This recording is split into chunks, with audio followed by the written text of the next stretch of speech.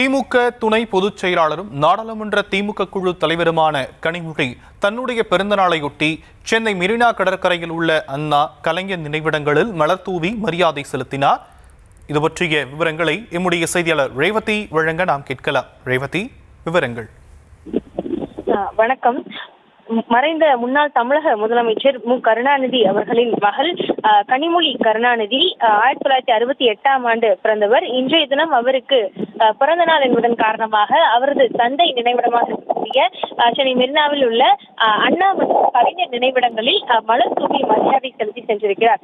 குறிப்பாக திமுக துணை பொதுச் செயலாளராகவும் நாடாளுமன்ற குழு தலைவராகவும் தற்பொழுது பணியாற்றி வரக்கூடிய நிலையில் இவர் தூத்துக்குடி தொகுதியின் 2வது முறையாக மக்களவை உறுப்பினராகவும் செயல்பட்டு வருகிறார்.